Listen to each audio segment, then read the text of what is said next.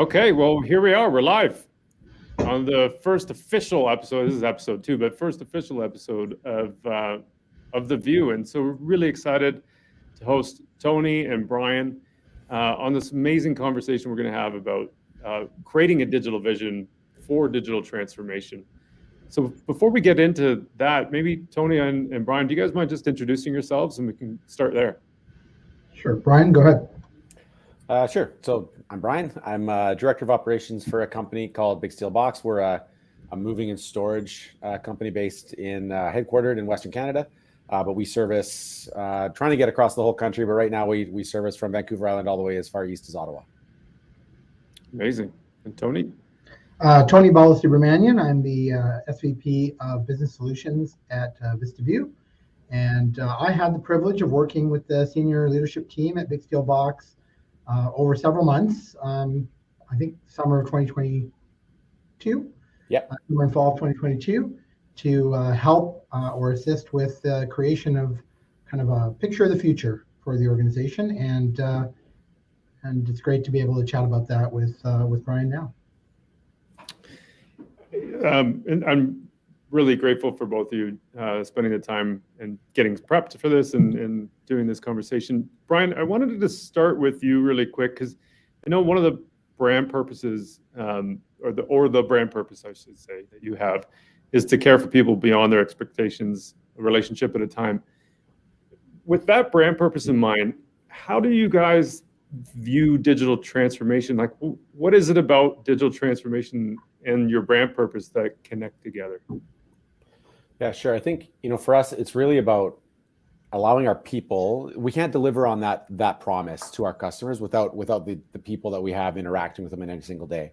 And as our business has grown, we realized that we have a lot of analog processes. We have a lot of things that our people have to do that aren't necessarily directly contributing to the fulfillment of that promise. They're just trying to keep the wheels turning in some regard. And so for us, the dream was really about enabling them to stop doing things that could be automated or could live in some other way, in some other process, in some sort of system, and focus their efforts on the things that are actually delivering to our customers an experience that's meaningful and that is tailored to them as an individual and materially impacts their life in a positive way.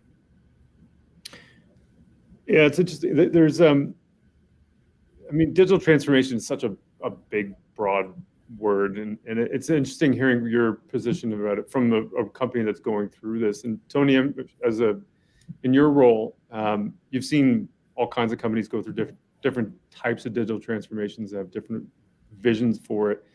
Can you share your perspective on just in general, like the importance of technology in business today and enabling this transformation that is happening that a lot of people are searching for and looking for answers on? Yeah, so I guess I'd start with saying the choice of technology is not really relevant, but right. What technology offers in the exercise of transforming your business is an ability to support a business model, right? So defining what that business model is or what new things or methods you want to approach the market with, technology has done a great job of actually accelerating that, making it more available for companies of all sizes, right? In the past, it would be that very large companies could operate in different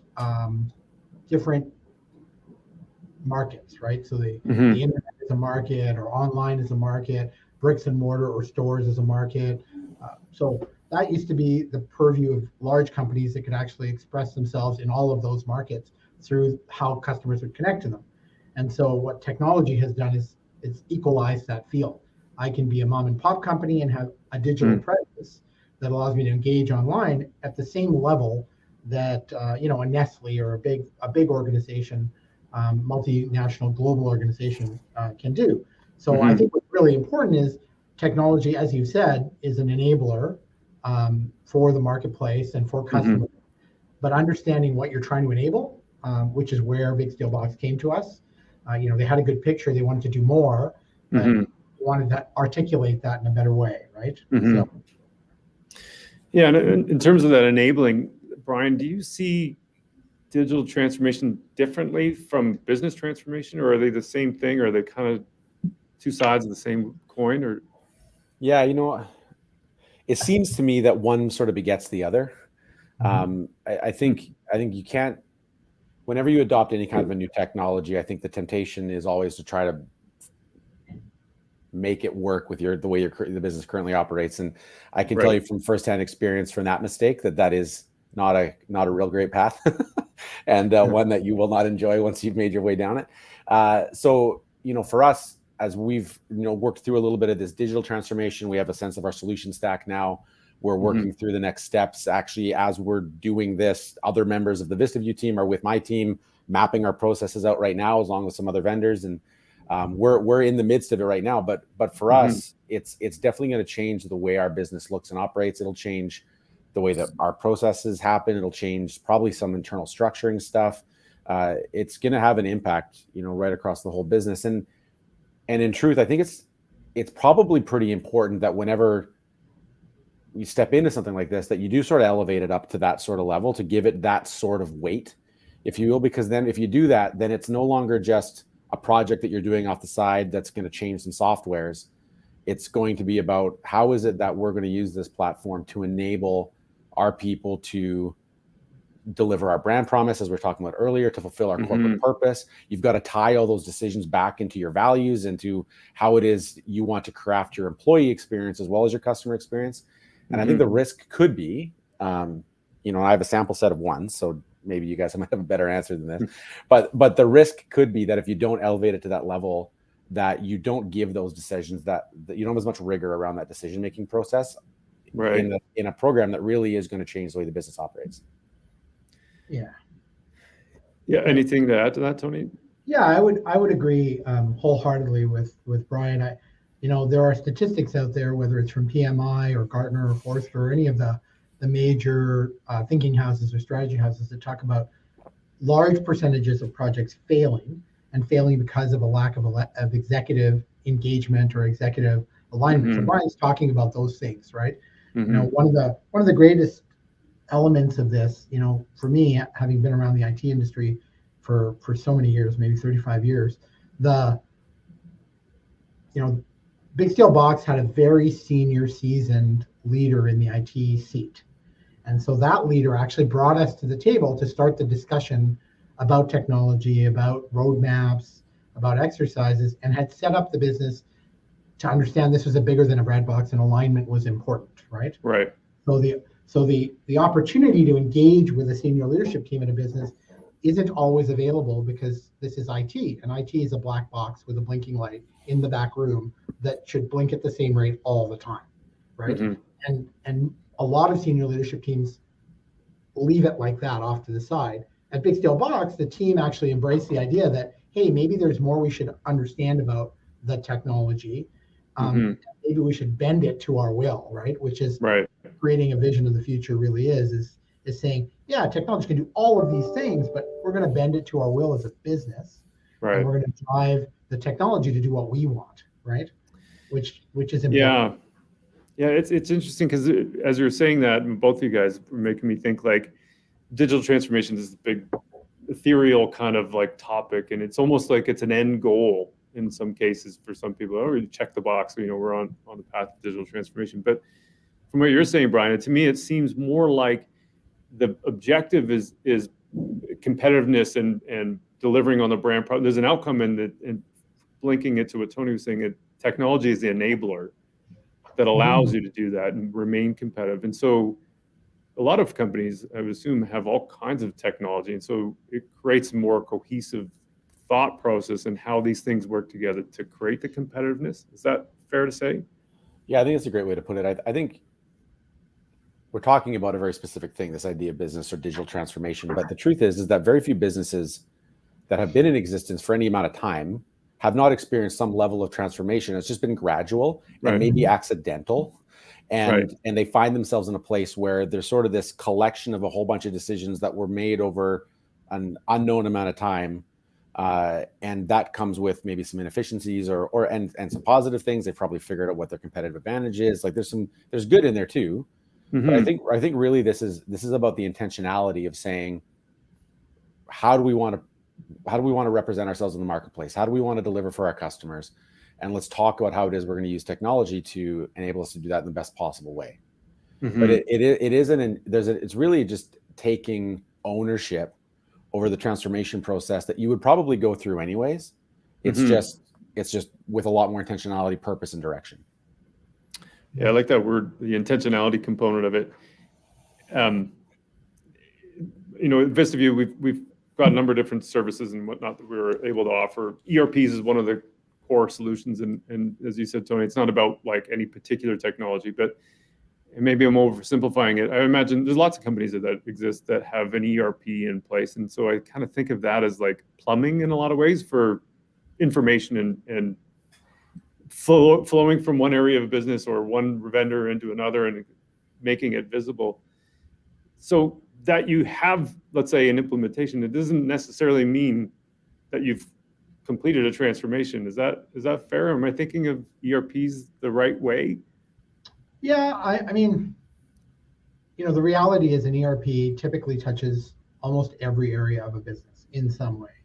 And so, you know, the way we as an organization think about ERP is that, you know, you need to implement that ERP, then you need to stabilize it, and then finally you need to actually optimize that ERP.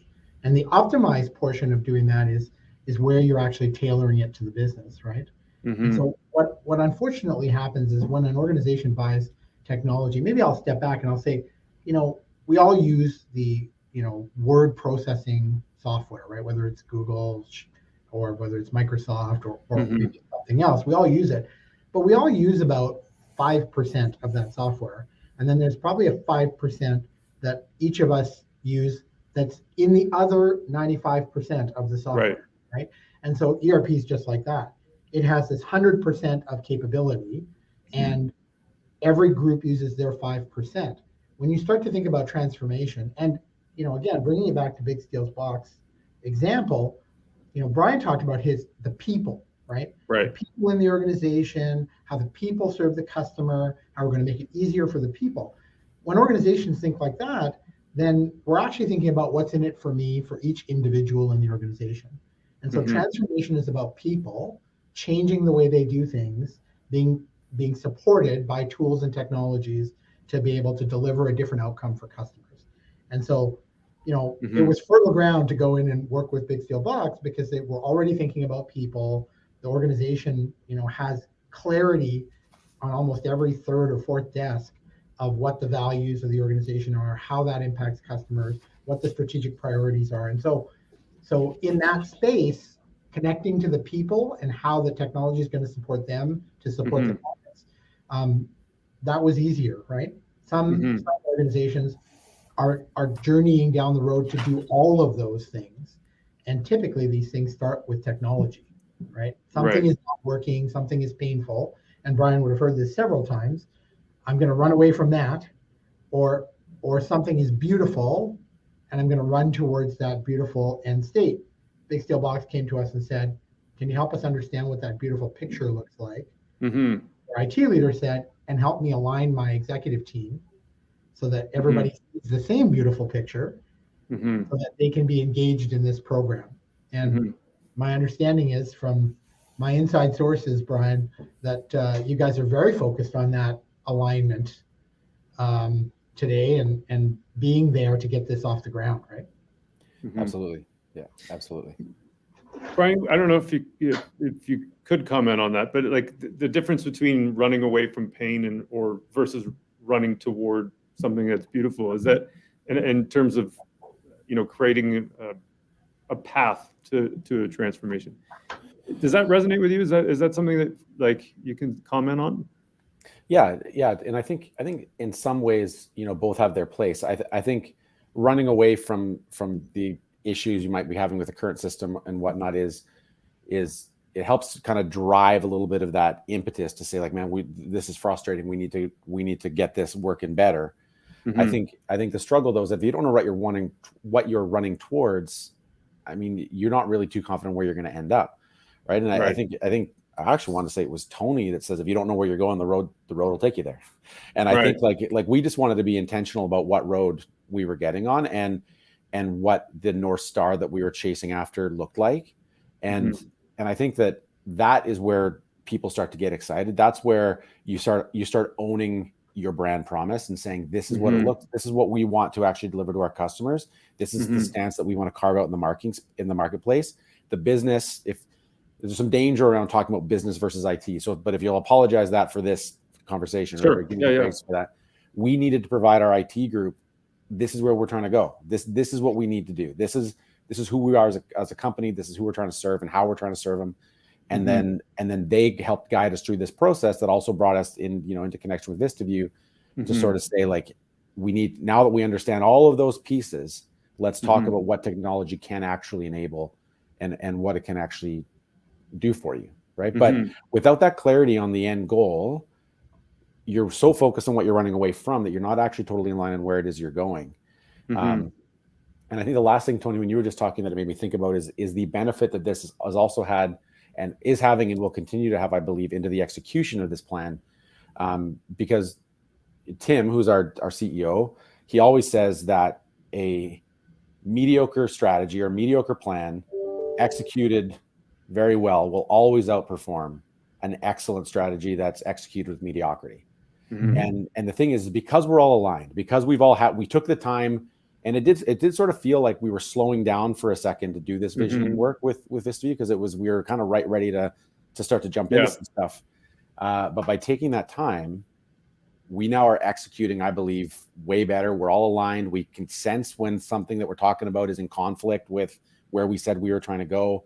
And it makes those conversations, those decisions much faster. And we're actually moving quicker, better, because we took the time to do the work earlier. Yeah, I had flashbacks to the Cheshire Cat from Alice in Wonderland popping in my head when you were saying that. If you don't know which path you're going, any road will get you there. Tony, I've heard you describe that as the digital vision, which is partly, is the reason why, big reason why we're talking today. And Brian's a living example of that vision process that you've gone through. So I'm wondering if you can talk about the importance of a digital vision. What is it? Like, everyone's heard of digital transformation, but it almost is like, okay, so what? like Brian said, we've got all these tools, we've got all these systems, but it's almost in some ways like the tail wagging the dog. So where does the digital vision fit in? Well, I think it's important to say that there's a lot of buzzwords in and around the technology landscape, marketplace, vendors, publishers, right? Everybody's got a different buzzword that means something different. What's important is to actually land on what does it mean for the organization that's trying to build it, right? And so, some people say a digital vision is a strategy that is articulated that includes technological components, right? So it's a one pager like your mission or your vision statement for your organization. Other people will say, like a city or an airport, that it's something that supports the digitization of all the processes that you're going to work on in an organization. So working with the leadership team and working at Big Steel Box and with their IT leader, Daniel, we were able to kind of land on what would be meaningful to Big Steel Box, right? I mean, in marketing, so marketing is, talks about customer journeys, and that's kind of the articulation of the state that you're trying to achieve, right? And so that's what we're trying to do when we talk about a digital vision, is articulate the end state that we're trying to achieve. Now, for Big Steel Box, what it turned out to be was, synthesizing the feelings, desires, knowledge, and expertise of the senior leadership team, right? Learning from them about their business, and then bringing to them knowledge, capacity, information, understanding, right, about technology and what's possible, and then articulating that through story, right? And that story was articulated in a way to talk about, what does it look like for the CEO, and what does it look like for the head of sales, or the chief revenue officer, or the person responsible for operations, or HR, and some conscious decisions were made about where we're going to focus, right, through that process. And in the end, what was really important to Big Steel Box was, how do they interact with their customer, and what's the story about people who are interacting with their customer, and then again, how do they interact with their customer, but at a location where a customer might be interacting with them in a bricks and mortar environment. And so those two big stories really helped them land on, I think, help the IT team facilitate a discussion about technologies, right? Because I want this outcome. I want a customer to experience this story, and I want my people, as Brian said, to understand or to feel like they're enabled to have the customer experience that story. So in Steelbox's case, that the person answering the phone and at the store and maybe even at the executive table or the leadership table all know what's going on with the customer real time. That was an important thread, right, that came out through all the discussions and working sessions. And so having understood all of that, then decisions about the technology that would make that able to happen could be made, right? And then it becomes a game of puts and takes, as the accountants would say, right? We can afford this, we want to do that, we can only do so much. Oh, our people can't actually absorb all of the change that we're talking about, so we'll have to phase it out. And so IT in the organization really helped drive kind of how much can we consume. The business said, this is the big picture. Understanding that big picture, can we make really good decisions now that aren't going to stop us in the future, right? Right. And I think that's what was important. Brian, did I get that? Yeah, no, I think that was really excellent. And I think the only other, I was reflecting just as you were talking, and I maybe just want to reiterate it because it meant a lot to us. I'm sure there's a lot of ways for that you can develop and deliver a digital vision. And you talked about how for us, it looked like stories, right?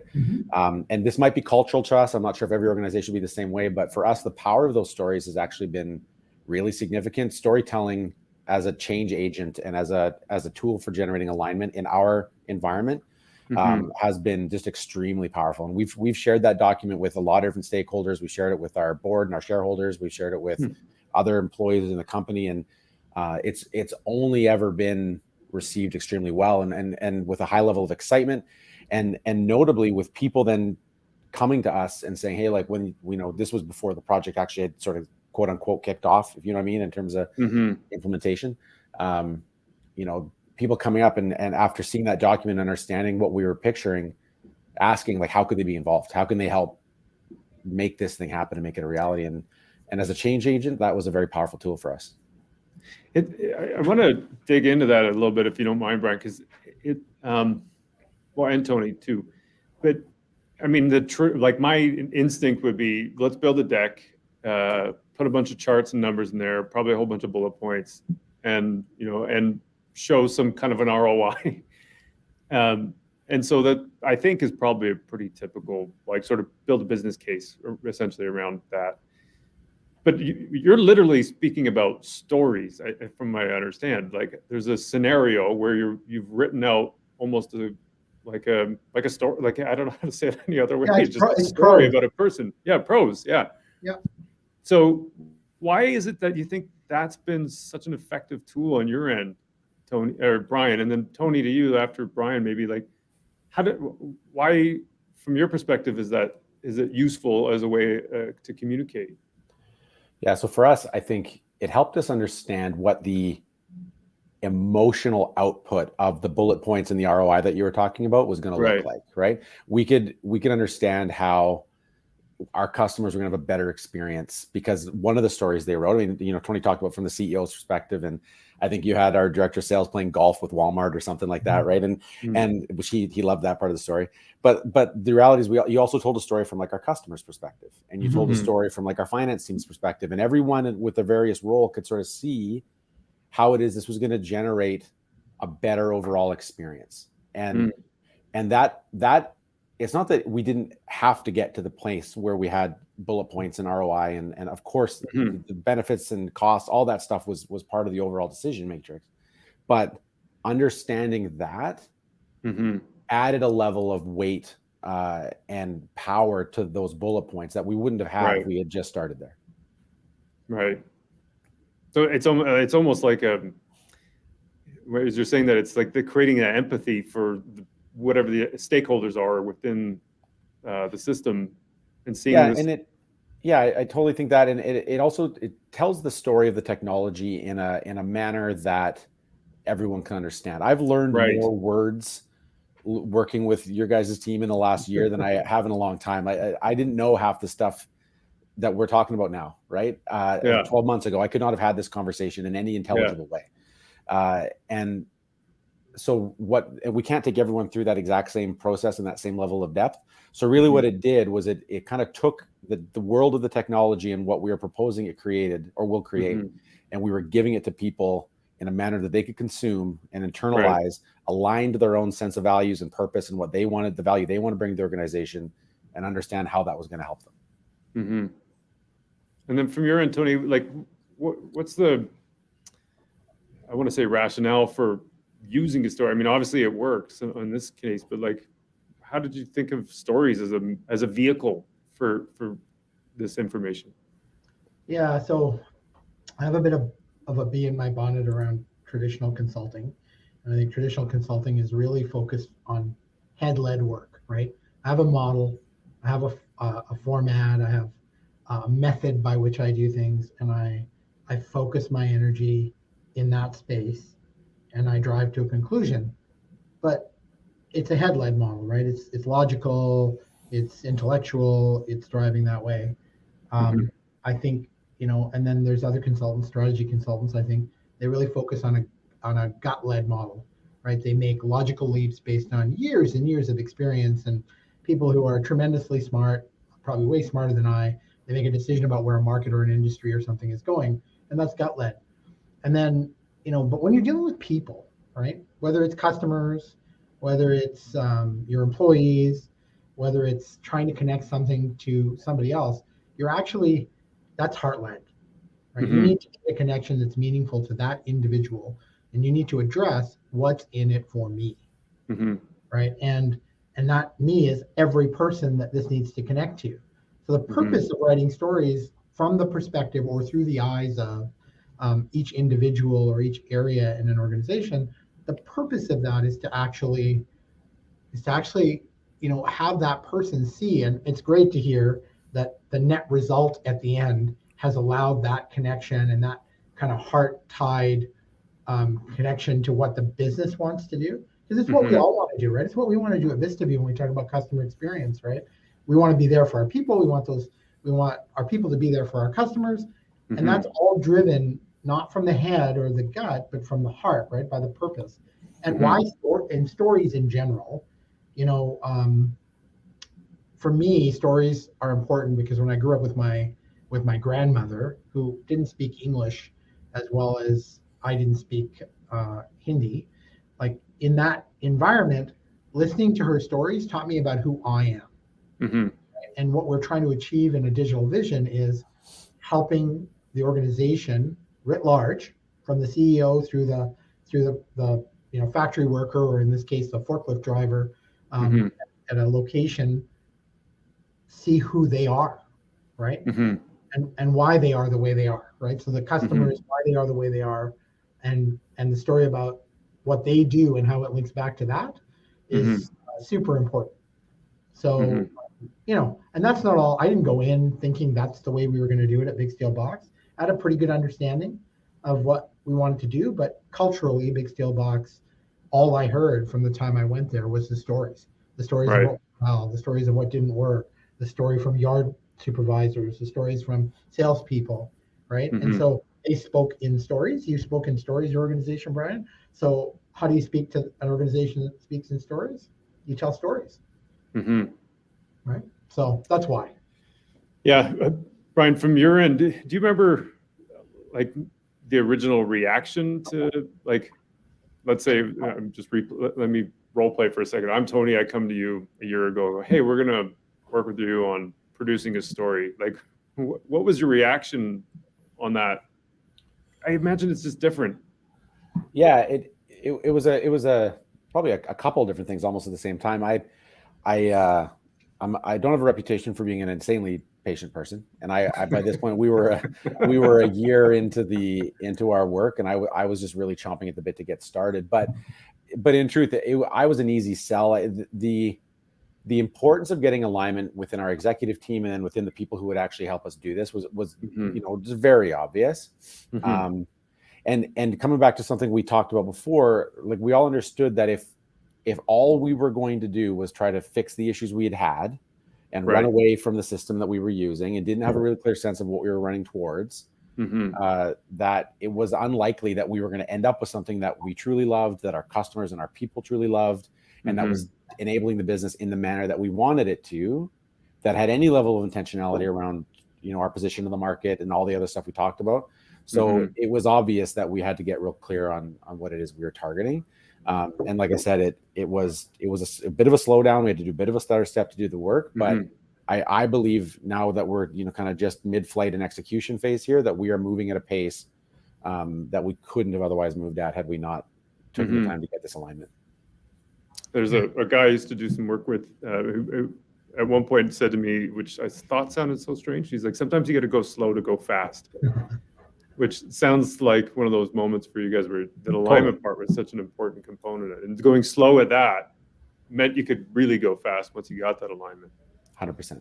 Yeah, this was Mark, this was a huge investment in time from the organization. Sure. Right? Yeah, and you know, it really sounds like it was me, but I was facilitating the process. It was really the leaders at Big Steel Box, right? Giving their time, engaging in the conversations. We operated like a facilitator of those conversations, but it was also, you know, experts in the technologies, right? Some from us, others that came and joined the organization during the work, right? That became members of the organization, bringing their expertise and talking about what's possible with the technologies. And that's a big exercise in learning, understanding, agreeing, and building the capacity of everyone around you to be the same as yours. Yeah. Right? And that was a massive investment in time, and quite frankly, in dollars for Big Steel Box to do. But obviously we're hearing it was well worth it, and they're marching into what is an even bigger, much more significant investment of dollars with clarity, right? Because you'll spend the money if you plan or if you don't plan. But if you plan, you'll get what you want at the end of it, right? Yeah. Brian, you the brand promise you guys have, I don't know if you can recite it. I have it here if you want me to read off of it, but the brand promise in front of you, or the purpose? Or sorry, the brand promise. That one was the one I was interested in, because to me, I mean, I'll just say it. It's to provide an exceptional moving and storage experience that feels better, by reducing the customer's effort, owning their problem, and caring more than they expect. And I mean, I think it's a really great, noble promise. And as a marketer, I'm reading that going, oh, that's a great brand promise. And like, who wouldn't love that? But it sounds to me like, you know, take my marketer hat off for a second. It sounds like a lot of this digital vision is about operationalizing that so that it can be true for the customer, whether they see it on an ad or on a wall painted somewhere, so that they feel it, as it's not just words on a page somewhere. Is that like fair to say that that's where really this investment went into, is making it real? Yeah, absolutely. I mean, and you know, we, as a moving and storage company, we intersect with people's lives in very transitional points, right? They're moving, they're downsizing. Sometimes that's for really great reasons, and truthfully, sometimes it's for really tragic reasons or just sad reasons. But no matter what, their world is in some way disrupted. And so where we see an opportunity is to come in and to deliver an experience that understands that they're living a story right now that, positive or negative, is going to generate some level of stress. No one talks about how stress-free and amazing their move was. Right? Even if it was a good move, even if it went pretty well as moves go, they're not saying it was the best thing I ever did. It was like sleeping. It was like I was on a beach in Hawaii. So we understand that if we can come in and we can differentiate ourselves and provide an experience that takes the burden on us and say, look, this is what we do. You can trust us with all of your worldly belongings, and we will care for you as you move from here to there and get through this transition. Then we think that's a different experience that's not commonplace in that industry. I think what this is all about is about giving the customer the ability to interact with us in points in time and through mechanisms that is completely at their discretion. They now can come and interact with us on their terms. They can get the information that they need that makes them feel safe, makes them trust us. And our people, like I said before, are not bogged down with processes that aren't really value add to the organization or are very analog in nature and just take a lot of work to get through. And, we have some of the best out this door are some of the best people you'll ever meet who really want to care for other people. And it's one of our values as an organization. We genuinely care for others. Like it's a thing that we want to do. And really, in a lot of ways, this is going to get rid of some of the other stuff so that they can focus on that. And I'm really excited to see how that all plays out when we get through this phase. Yeah, it sounds exciting. Just in terms of when creating a digital vision, Tony, I wanted to ask you about like things that you should consider, and Brian, from yours end as well, like, looking back at it with the experiences that you have had, things that you think are, were like, check, that was awesome, or, maybe we should have done something a little bit differently that way. Just retrospective almost on creating a digital vision. Yeah, you go, Brian. I was going to say you go. I wanted to think for half a second. Yeah, it's okay. I can ask some longer question and just come back to you guys. It's good.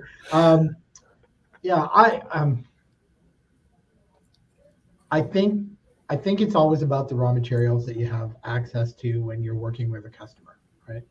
And oftentimes, as consultants that are privileged to work with customers, sometimes we're not given the time, right, to be able to do all the work that is required. But one of the most amazing things, and I think Brian said it about the people, like it didn't matter who I talked to, they knew what the company was about. Right? It's an experiment I've done my whole career, walking into customers' offices, is talking to people in the elevator, asking them what they do, trying to understand. And the level of consistency of knowledge associated with it at Big Steel Box was high, right? Like higher than I've seen in a long time in my career. And then working with the executive team or the leadership, I think you guys call yourself the senior leadership team, to a person, there was a large degree of alignment as well. And so, that's great raw material, right? People who are interested, engaged, and are willing to spend the time. And so one of the things that really worked for us was, there's two or three things, but the first is they had a leader in their IT organization that understood that alignment was really important and that they needed a picture of where they were going to go. Good reasons or bad reasons, that person understood that and brought someone in to help with that, right? Then when we came in, it wasn't like it was pulling teeth from people to try to understand where they wanted to be.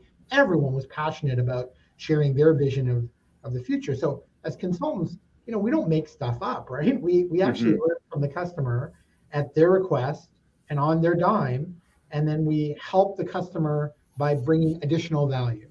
The additional value we brought was, hey, this is what a program like this or a project like this looks like, right?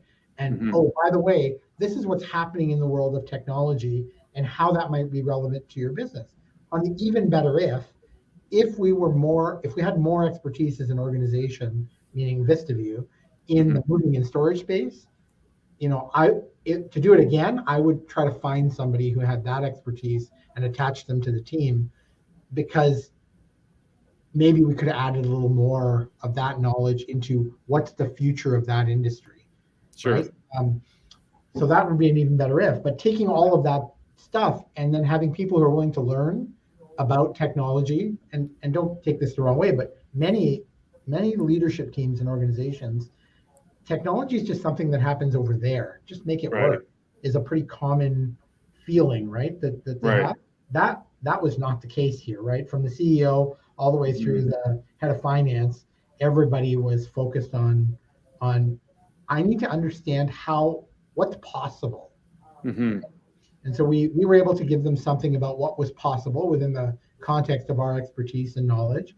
And then to take all of that together and go through a process of, unpacking their brand promise. What does that really mean? How would you prioritize these things? All of that exercise took a lot of time and a ton of investment of senior people in a business that, was running. And I think the last thing I would say is, it's not like Big Steel Box isn't doing great things and growing rapidly today, right? Right. They are. Right. But this process is going to take away the friction, right, that exists for the people to go even faster or to do even more for the customer, right? And that was the mindset that I learned pretty quickly from the CEO and the head of sales and even from marketing, that that's what they were after. And for a, I don't know if you call yourself a small or a big company, Brian, but for a company of your size, you know, there was a lot of sophisticated things going on in the call center, in sales, in marketing. To get it to go to be better really was a great push. And you know, in the middle of my back, how am I going to make this? How am I going to help them be better, right? Right. Because there's a lot of things going well, and it's growing at a massive rate already, right? Right. So we can only hope that at the end of all of this, the benefits that were identified are seen in spades. So. And from your end, Brian, looking back at it, was there like lessons learned from your perspective in terms of the project and the visioning? And yeah, I think there's probably, well, at least one I can think of right now. Maybe I'll invent another one as I go along. But I think, you know, for us, you know, what Tony was just mentioning is very much true for us. We didn't really have, you know, the quote unquote burning platform, right? We've been growing. That's top line, bottom line. We've been scaling. We've been making acquisitions, expanding, all that stuff. I think though, what we realized was that the things that had driven our success to this point were not going to be the same things that would continue to support success going into the future. And we had to come to terms with the fact that although a lot of things are working well right now, and there's some things in the current platform that really weren't, and there was for sure was some pain there, but it wasn't like we were staring down the barrel of any kind of gun. And it wasn't like IT was coming to us and saying, you know, hey, your current ERP is no longer being supported and being discontinued. And so, you know, you've got 6 months. Ticking. Exactly. Yeah. We had none of that. Right. But what we needed was to get a good handle on where we were trying to go. And I think the lesson learned that, you know, to his credit, Tony was waving this flag in front of my face long before the visioning work actually started, was we also didn't have a really clear understanding of the processes that we were leaning on to drive the business today. Right. We hadn't really taken the time to go through and understand on a detailed level, you know, the current business processes that we operate on. And in a lot of ways, you know, our business is, you know, again, a lot of growth, sort of entrepreneurial in nature. A lot of those processes had evolved and been created by people out there actually doing the work. And a lot of us in the executive level didn't have any clue what they're doing. And I think we could have, you know, in coming back to the business's responsibility to feed good inputs into these kinds of processes, we could have provided better information into the development of some of this work had we taken that time earlier. And I just didn't prioritize it. I didn't give it the weight that it probably deserved. I didn't push hard enough on getting that to where it needed to be. And as a result, we're doing it now. Yeah. But, I mean, you know, some of that I'm sure is like, you don't know what you don't know. And so, you know, with retrospect, it's easy to say that, but probably harder in the moment to go, oh, I need to do this A through Z. Yeah, you're always making decisions the best you can in the moment with the info you have, right? It's right. But you know, looking back now, having the benefit of that hindsight, if I was to undertake another one of these, hopefully not for a long time, I would be definitely making sure that we captured some of that information, because it's only gonna result in a better output at the end of it. It's the business has to provide all of this information into the IT groups so that they can then come back to us with excellent solutions, which we're fortunate that they, despite us, our IT group really did. And a lot of that was because of the help that Tony and Jason were doing and others. But, you know, I think we could have been to where we got to faster had I been a bit more on the ball with that. And that's definitely a lesson I'm taking away into the future. Well, you mentioned something about acquisitions that you have been growing and you know, HR departments and creating some solutions that they've created.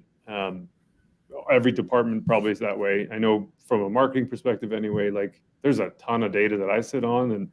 And so I imagine to some degree there's like pools of information, particularly related to customers, that you didn't even know existed in some cases until you went through something like this. Oh yeah. I think we might be single-handedly keeping Excel afloat over here. Like we've got spreadsheets about our spreadsheets.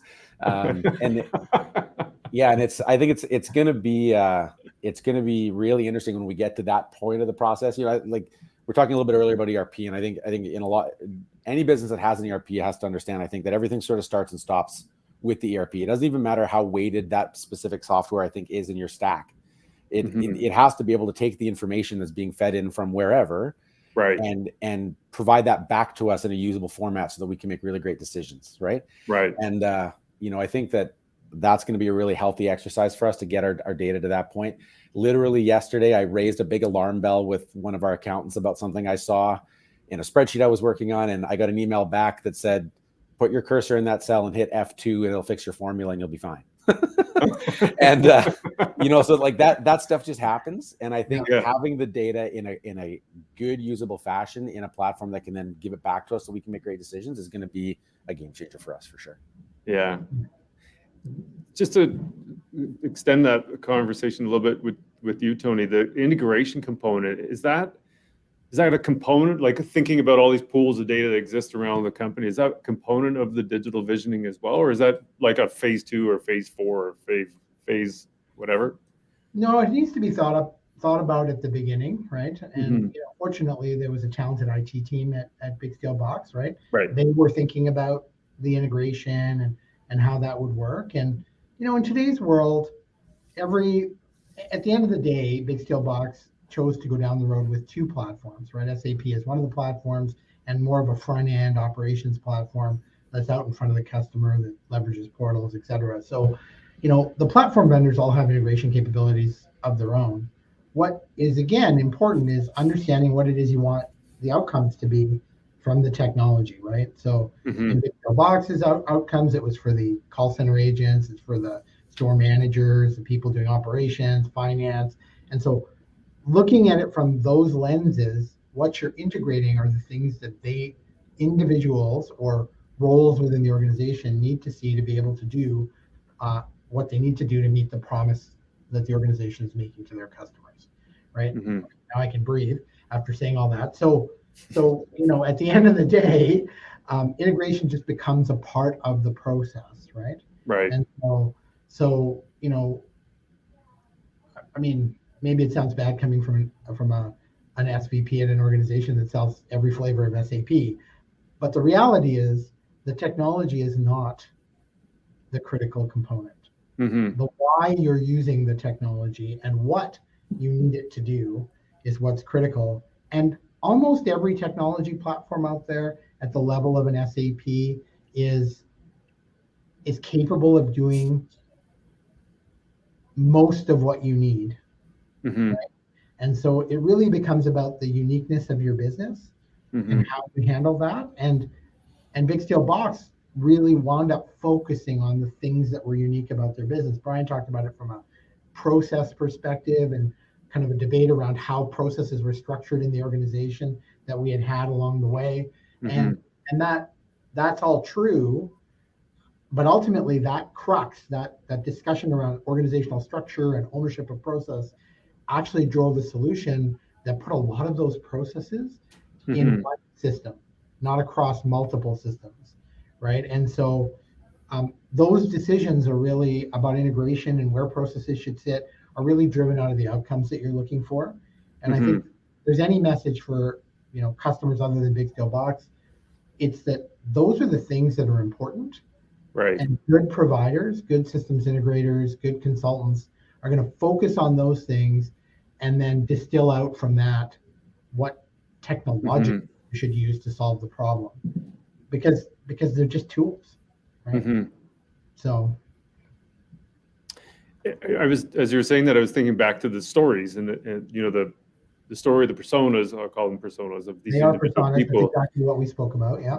Yeah, and so I imagine even as you're talking about, integrations in the future, I mean, you could probably reference some of those over the next couple of years, Brian, in terms of like, okay, well, let's look at that persona and go from that person's perspective, the customer's perspective. what kinds of integrations allow us to make the person feel, I'm trying, I'm visual, but I like this, my hand is a persona. They allow us to make the person feel that way. And then you kind of go through all your other options and you could almost create this checklist of priorities. Is that fair? Yeah, I mean, I think so. I have got to confess, I'm not a huge expert on how the integrations themselves will work, but I'm just for sure. Yeah, any subsequent projects. I mean, yeah, and it's a great tie back, because I do think that at the end of the day, those personas, right, that was created, and the goal that we set for ourselves in terms of this is where we're trying to head, that serves as sort of a check and balance against the decisions we're making and why we're making them, and it allows us to then really just come back to that always and say, are we implementing this now in a way that is delivering the vision that we said we wanted to deliver? And if we're not, because sometimes you learn things on the way, right? Maybe that vision changes, right? But if we're not, then let's make that decision eyes wide open with some intentionality, and then that's fine. And we'll this thing will evolve and move a little bit as we get down the road. I'm pretty sure that when we finally do go live with our phase 1 implementation, that it's probably not going to look exactly like we thought it was going to look 3 months ago. Yeah. But we're heading in the direction, and we'll just take the steps necessary to get there. Right. Yeah, and this is a multi-phase project, right? Like it's intended to be. Yeah, we're 3 phases, I think, over 4 years. Yeah. Yeah, I think it's really important, at some level, the way to check in would be to go back and go, okay, is this persona, maybe the finance persona, is this persona going to get what they need if we choose to do this? Right. And it's the responsibility of the person who holds that role today to constantly be talking about that. And, I think one of the really important things that Big Steel Box made a decision on and let me know early was, business leaders, functional area leaders that are interacting with the customer are going to be the top decision makers of the program. Like everybody uses different language to talk about how you organize a structure around a project or a program. So irrelevant of that, it wasn't going to be about IT, right? And not because IT will make bad decisions, but it's because IT shouldn't be put in the position to have to make those decisions because they're not in front of the customer in most organizations. Right. Right. And it's so important because it's impossible for one group to serve multiple masters, right? Effectively. There's always a compromise. And IT is unfortunately in that position when you're dealing with these things that span an organization. And in order to avoid them being put in that conflict position and make the best technical decision, which isn't always the best business decision, lead these things through third parties. You lead them through senior people in the organization that are focused on the customer and the outcomes. And I think early on, Big Steel Box made those decisions, and I think those were good decisions that made it easy, right, to not have negative or non-business forward decisions being made, right? The last question I had for both of you guys is I found this quote from I don't know if Aaron Levine is still the CEO of Box, but anyway, it was contributed to Aaron Levine, saying that the last 10 years of IT have been about changing the way people work, and the next 10 years will be about transforming the business overall. And so I just thought that was kind of an interesting comment. With that idea and the digital vision in hand, I'm curious, like Brian, what is exciting about the next 10 years for you, and sort of whether it's bringing this digital vision to life or in general about the Big Steel Box? Yeah, I think the opportunity in front of us is, within our industry. I'm really just talking about sort of the industry we operate in is still quite massive. We talk about the growth we've experienced, but relative to the amount of work being done in the moving and storage industry in Canada, there's a lot more opportunity for us to grow. I think there's a lot more opportunity for us to expand in our actual physical presence, points of presence across the country. There's also a lot of opportunity for us to be more effective at capturing business in the markets we're already in. And the reality is that we've kind of gotten to a place where we've used up all the scalability in the business.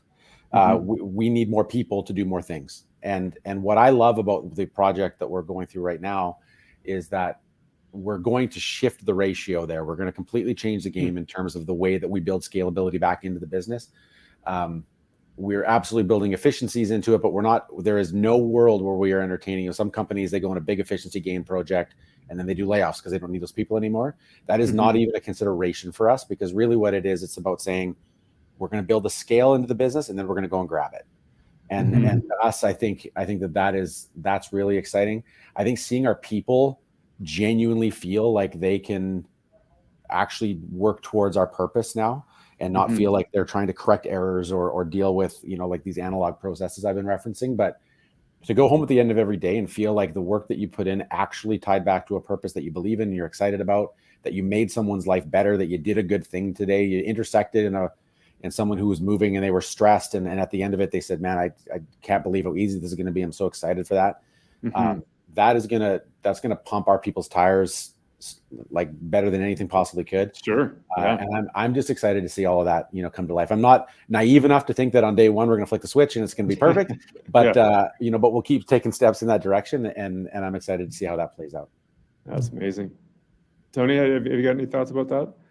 Yeah, I think the next 10 years around these types of things are super exciting for all the reasons we hear about kind of when we talk about trends, right?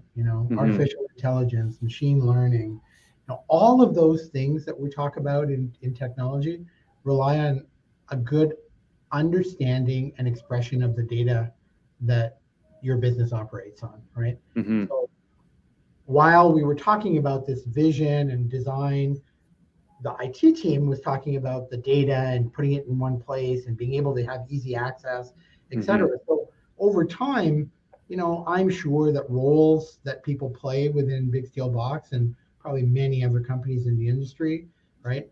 Knowledge work is a good example, right? What is knowledge work? Well, it's the synthesization of information, data into ideas, taking things from data to knowledge to understanding to to ultimately to some wisdom or decision-making process, right? And so I think in the world of technology, as it shifts, I think having your data organized, having things in structured ways, having things defined, jobs that don't exist today will exist, and they'll exist at Big Steel Box, they'll exist at other companies, and jobs that exist today will cease to exist. And that's opportunity for people, right? For people to learn, grow, invest in their energy in the business they're operating in, et cetera. Those are huge opportunities for personal growth. And personal growth drives everything, right? People get better at things, and it drives everything that happens because people can get engaged at a higher level. So I think that's what I'm excited for. I mean, for Big Steel Box, I'm excited that they'll get to a place where, there'll be alignment between the brand promise and what's happening inside the organization. That's easy to work with, as opposed to simply being done through horsepower and human effort, right? Yeah. And then ultimately, being able to offer more opportunities to people. Like we haven't even scratched the surface of how Big Steel Box brings people through university, gives them great roles with great earning potential. Like, I mean, I just want to go back and visit with the peeps that I made at Big Steel Box, right? That's because the organization is so heart-led that I enjoy that environment, right? So, and so it does good work in the I guess town, city. Kelowna is a city. Yeah, it's a city. It does great work there, and I saw a real focus on people, and I think technology can unlock people's potential, and there's an opportunity for that to happen now. Awesome. Well, to both of you, I really appreciate your time. Brian, thanks so much for sharing your insights and your experience and being so open with us. It's just been amazing for me to listen to you and hear everything that you've gone through. So thank you. It was my pleasure, guys. Thanks so much for having me. Yeah, thanks, Brian. Really appreciate it. Yeah, and thanks to you, Tony, as well. Yeah, no worries. And with that, we'll end the broadcast. So thanks, gents. Yeah, thank you, Mark. Thank you.